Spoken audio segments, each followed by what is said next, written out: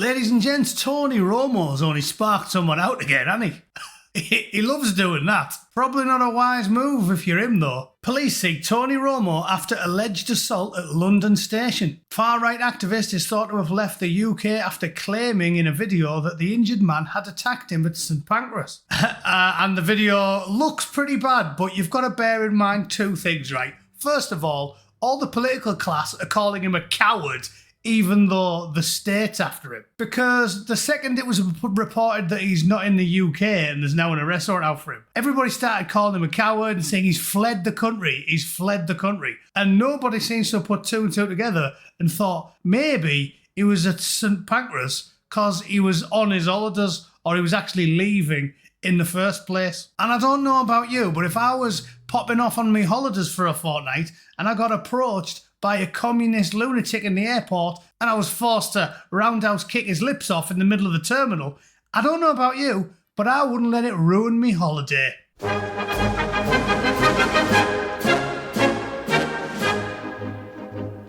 Right then, I'm sure you've all heard about the obvious. You've all heard about it by now, haven't you?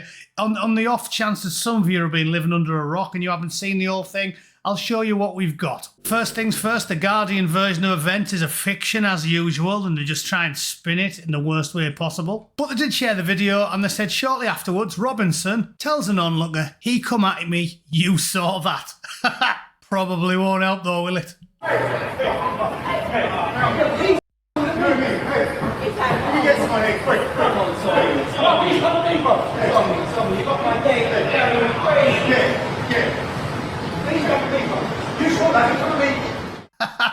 Now, seeing the bloke spark on the deck is not a good look for him. Not a good look. But one thing I noticed, first thing I thought of, was that there's never, ever, ever any incident in a mainline train station, airport, or anything else these days where the whole thing isn't caught on camera. And if you look closely, like there, for example, you can actually see the camera just above his head.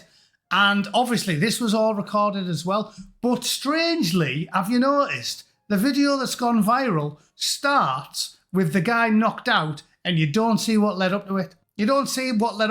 So I'll 100% put every last dollar I own that the bloke started it. I guarantee you that, because the state has spent the last 5, 10, God knows how long at this point, years, convincing the general public that little short-arsed fella there, who simply had the temerity to tell us all inconvenient facts that all turned out to be true, they've convinced you that he's the devil incarnate. So I'm assuming people go to accost him every time he goes out. But the simple fact that there's cameras everywhere and yet the footage has been selectively edited so you don't see any of the altercation, you just see the bloke sparkle on the floor, should tell you every single thing that you need to know. The whole thing's on camera, but you got to see 30 seconds of it. So therefore, I guarantee that the bloke currently in the Alan snack bar prayer position with his head on the deck was in the wrong and started it. I guarantee you that.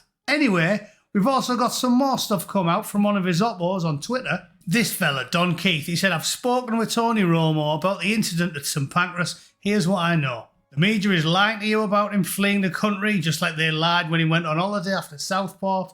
The man who suffered the injuries at the station told him that he was intoxicated and was warned about 5 times to leave him alone. But he proceeded to aggressively rush him, and there is 100% more footage that vindicates him. Of course there is. It's been selectively edited. You know it, I know it. There's cameras everywhere, and you only see 30 seconds of him on the deck." So we all know what's going on. One final thing that's most amusing, Leo Curse pointed this one out. It said the forensic curtain put up around the crime scene at King's Cross, where video footage suggests Tommy Robinson decked a man who assaulted him. Remember though, there's no two-tier justice. The police always erect a forensic tent for every altercation in London.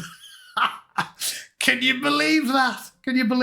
A forensic tent round the crime scene. A bloke getting punched. Alex Belfield shared it as well. Look, there's full-on forensics gear. The lot. 2 Rozzers standing guard. Forensic tent. CSI fella like Ted Bundy's been at it and he's going to desperately search for baby batter on the handrail. It's ludicrous state of affairs. So that's what's happened. We know what's happened. There's cameras everywhere. Why did the camera footage not show the juicy bit that every man with a hole in his arse wants to get on the internet, which is the actual altercation? There's nothing. You don't see any of it. As soon as that video that's gone viral starts, as we see here on the Guardian one, it starts there.